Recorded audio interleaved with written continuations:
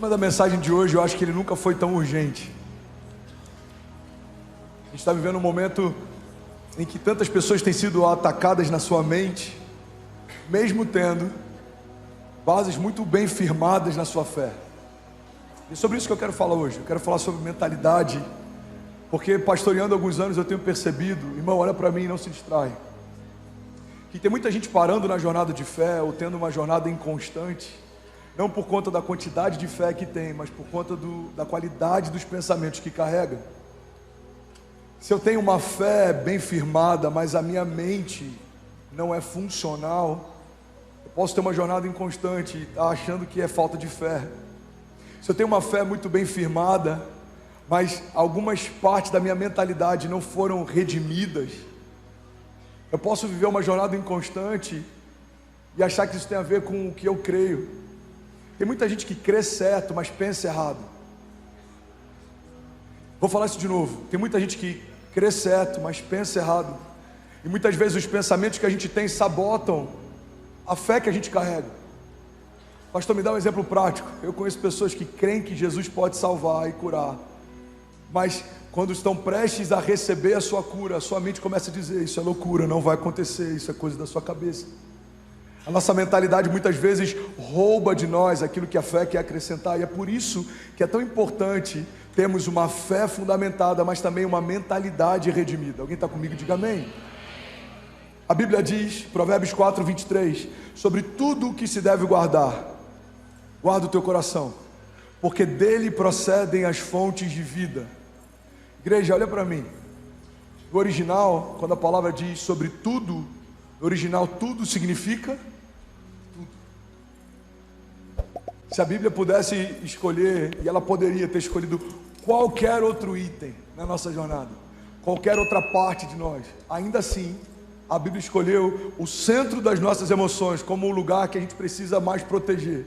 A Bíblia diz sobre tudo que se deve guardar, sobre todas as coisas, sobre todas as áreas. Guarda o centro das suas emoções, porque é de lá que provém as fontes de vida. O coração, nesse entendimento bíblico, fala a respeito do centro das nossas emoções, fala a respeito dos nossos pensamentos, fala a respeito das nossas vontades. E é interessante porque se o nosso coração não estiver alinhado, se o nosso coração não estiver redimido, sem perceber, a gente pode se perder.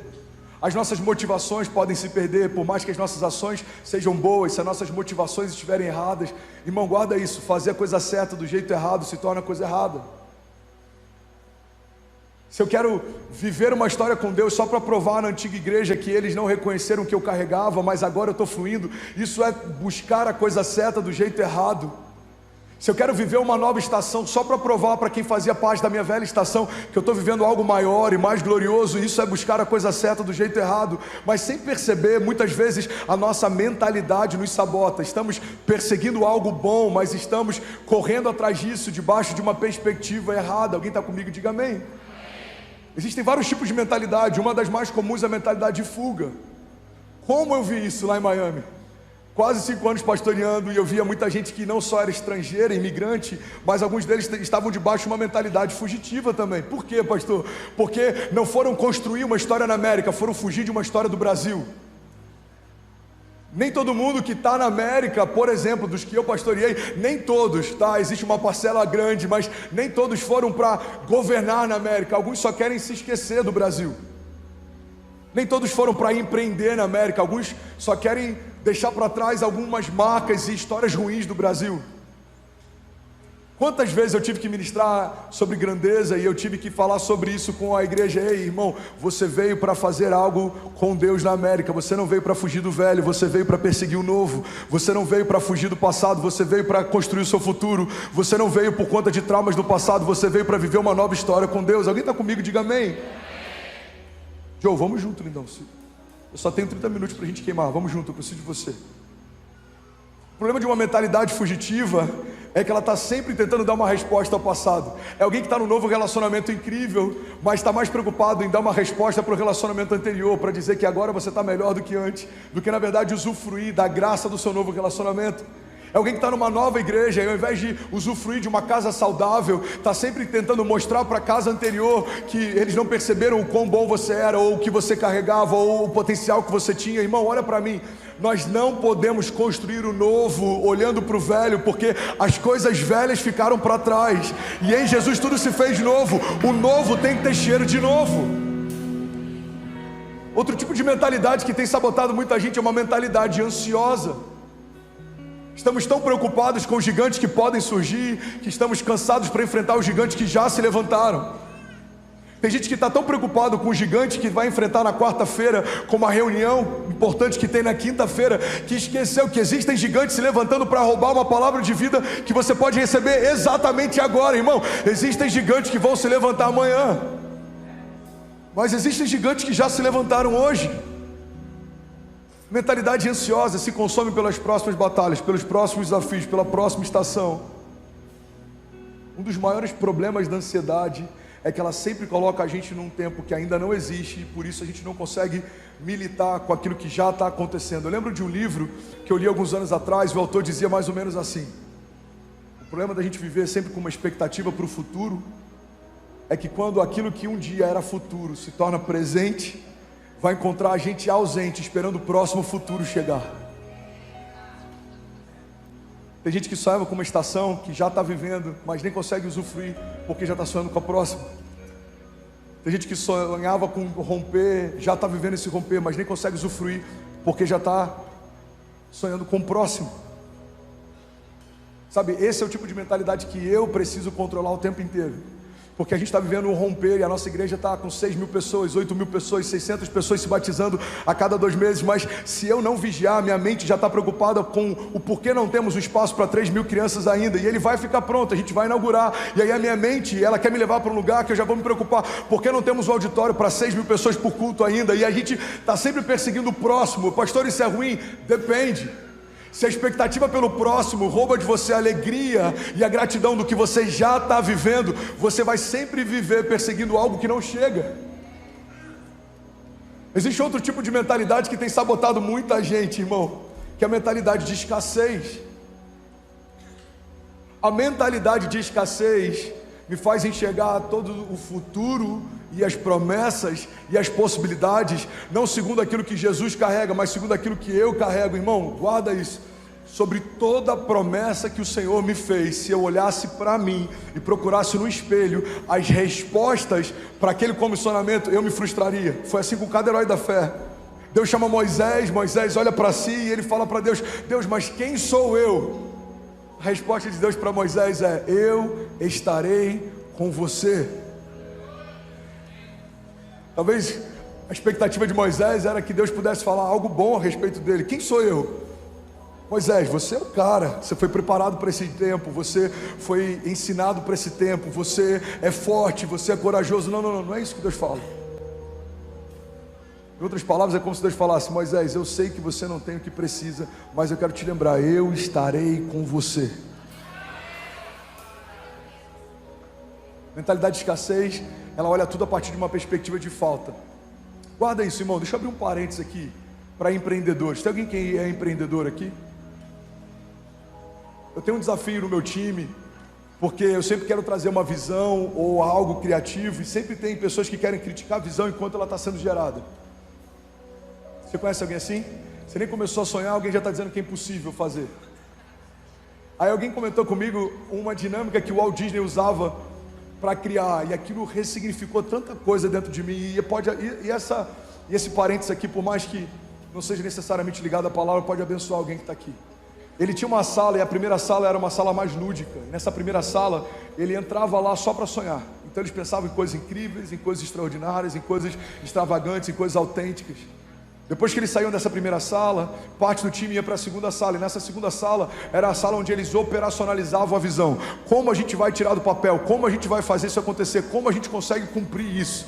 E existia uma terceira sala. A terceira sala era a sala da crítica. E a sala da crítica é quando aquilo que foi sonhado, visionado, já foi operacionalizado, já foi esquematizado. Agora eles iam para um lugar onde eles pensavam tudo que poderia dar errado. E se isso aqui acontecer, e se esse cenário acontecer, e se isso aqui acontecer. E sabe o que é interessante? Muitas vezes A gente está debaixo de uma mentalidade de escassez tão grande que quando Deus nos dá uma visão extraordinária, a gente já leva direto Ele para essa sala, para dizer: Deus, você não está entendendo, eu não tenho o que precisa para viver o que você está me mostrando. Eu não sei o que eu precisaria saber para viver o que você está me dizendo. Eu não sei, eu não tenho, eu não posso. Irmão, mas guarda isso, se Deus está te mostrando algo, não é necessariamente porque você tem, sabe ou pode, mas é porque Ele tem, Ele sabe, Ele pode e Ele quer te levar até lá. Muitas vezes o como está roubando da gente o quem. Como vai acontecer? Eu não sei, mas quem prometeu é fiel para cumprir. Como vai se abrir? Como? Eu não sei, mas quem disse que vai abrir, Ele é poderoso para fazer. Irmão, esquece o como, confia no quem. Como vai ser? Como vai se sustentar? Como vai se pagar? Como vai se cumprir? Como? Eu não sei, o como eu não sei. Abraão também não sabia. Deus só deu um comando: sai da sua terra e vai para o lugar que eu vou te mostrar. Pedro também não sabia. Jesus só disse: larga tudo e vem me seguir, eu vou te tornar pescador de homens. Talvez até aquele momento ele nem soubesse muito bem o que significava pescar homens. Mas ele não parou para gastar tempo com como, ele gastou tempo com quem. Se esse cara com uma palavra fez o que eu acabei de ver fazendo, imagina caminhando ao lado dele o que eu não vou ver. Mentalidade de escassez, ela sempre leva a gente para sabotar promessas e impossibilidades a partir de uma falta. Eu não tenho, eu não posso, eu não sei. Mas Deus tem, Deus pode, Deus sabe. Ele é poderoso para fazer infinitamente mais. Alguém aqui nessa noite, do que tudo aquilo que pedimos ou pensamos, segundo o seu poder que em nós atua. O recurso que você vai acessar não é seu, é dele. Eu preciso de criatividade, pastor. Onde eu procuro? No Deus Criador. O poder criativo de Deus fez tudo que existe quando nada existia. João diz: no princípio Ele era o Verbo estava com Deus, o Verbo era Deus, e todas as coisas foram feitas por meio dele. Sem Ele nada do que foi feito se fez. Pastor, eu preciso de recurso financeiro. Onde eu procuro? No provedor. Ele é o dono do ouro e da prata, Ele é Jeová Jirê, o Deus da provisão. Todo metal precioso perseguido pela criação ao longo de todos os séculos foi enterrado por Ele lá. Ele criou tudo que existe quando nada existia. Pastor, eu preciso de sabedoria, eu tenho que tomar algumas decisões. Para quem eu peço? Para Deus? A Bíblia diz: aqueles que desejam sabedoria peçam a Deus, porque Ele dá livremente àqueles que pedem.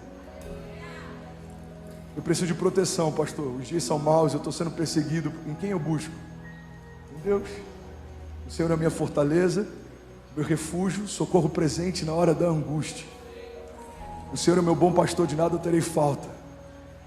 O Senhor é por nós, quem será contra nós? Deixa eu voltar para cá que eu tenho só 20 minutos para terminar. Alguém está comigo? Diga amém. Uma mentalidade redimida olha para as coisas não na perspectiva da terra, mas na perspectiva de Deus. Vai acontecer não porque é possível que aconteça, mas porque Deus disse que aconteceria. É possível o morto ressuscitar? Naturalmente não, mas se Jesus disse para Lázaro vir para fora, irmão, Lázaro vai para fora. É possível alguém andar sobre as águas? Não, pela física não, mas quem fez a lei da gravidade pode confundi-la ou brincar com ela. Imagina Jesus falando, e eu estou aqui só poeticamente viajando, tá? Jesus conversando com a gravidade. Gravidade, deixa eu te falar, você sabe dos seus limites, mas hoje eu preciso ressignificá-los.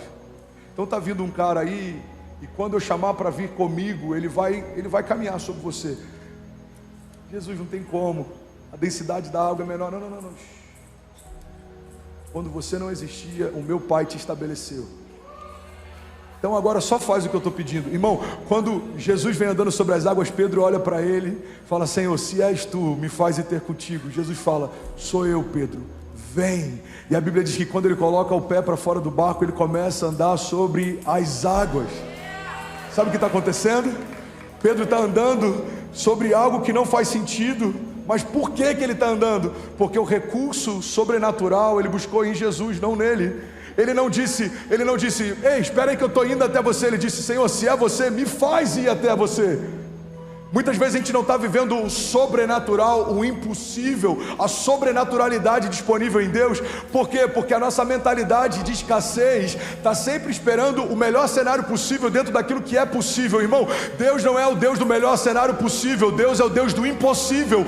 Quando dizem não dá, Ele fala: eu só estou começando. Quando dizem não tem como, não tem jeito, a última palavra continua sendo minha, diz o Senhor. Alguém está comigo? Diga amém. Só que quantas vezes, mesmo a gente crendo no Deus do sobrenatural, buscamos em Deus uma resposta natural que seja pelo menos a melhor possível. Eu tenho um diagnóstico médico contrário. Cara, eu vou esperar pelo menos o melhor cenário possível. Não. Você tem que esperar o impossível. Deus, eu quero ver os médicos sendo contrariados, eu quero ver diagnósticos sendo confundidos. Jesus, eu quero ver o natural se curvando ao sobrenatural, eu quero ver a Tua palavra se cumprindo. A Tua palavra diz que se nós cremos e não duvidarmos, tudo é possível ao que crê. A Tua palavra me ensinou que a fé não limita a Deus e Deus não limita a fé. A Tua palavra me garante que se eu estiver no Senhor e as Suas palavras estiverem em mim, eu pedirei o que quiser e me será concedido. Pega essa chave, irmãos. Nossas batalhas são quase sempre ganhas na mente. E é por isso que é tão importante a gente cuidar da nossa mente, da nossa mentalidade, das nossas emoções, das nossas percepções, da nossa visão de mundo. Porque às vezes a nossa fé até está alinhada, mas a nossa mentalidade pode sabotar a gente. Tem uma frase que ficou conhecida como sendo da Margaret Thatcher. Na verdade é de um outro autor chamado Frank Outlaw, que o pai dela sempre citava para ela. Mas ela usou essa citação em um discurso. Ela era conhecida como a Dama de Ferro, uma das mulheres mais importantes na política do mundo contemporâneo. E ela usou em um dos discursos, e essa frase dela, essa citação, ficou muito conhecida. Ela diz assim: cuidado com os seus pensamentos, pois eles se tornam palavras. Cuidado com as suas palavras, pois elas se tornam ações. Cuidado com as suas ações, pois elas se tornam hábitos. Cuidado com os seus hábitos, pois ele se torna o seu caráter. Cuidado com o seu caráter, pois ele se torna o seu destino. Você percebe que o nosso destino é uma expressão de uma cadeia de situações que começa nos nossos pensamentos.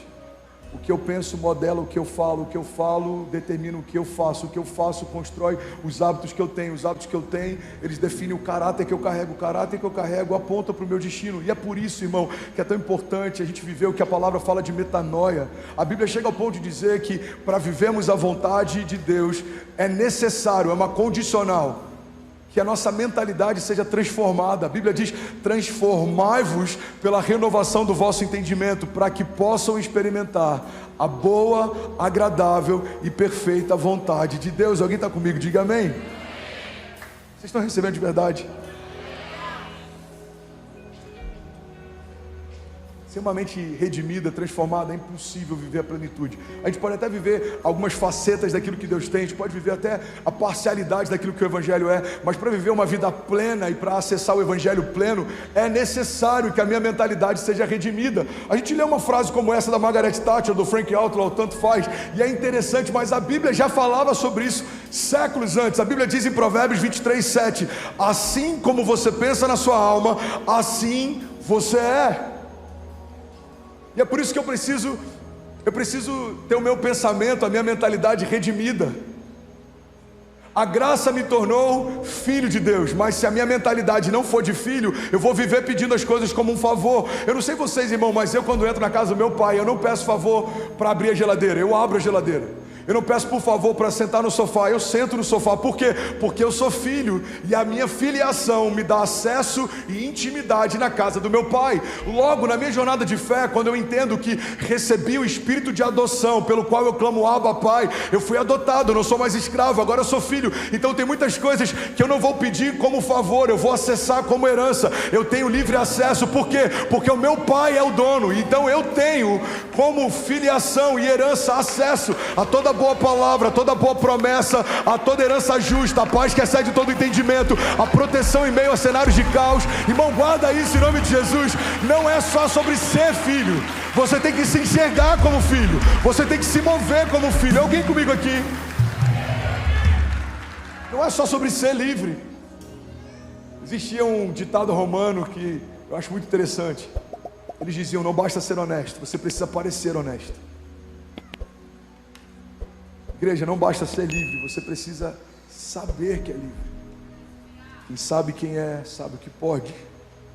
Não basta ser filho de Deus, você precisa se mover como um filho de Deus.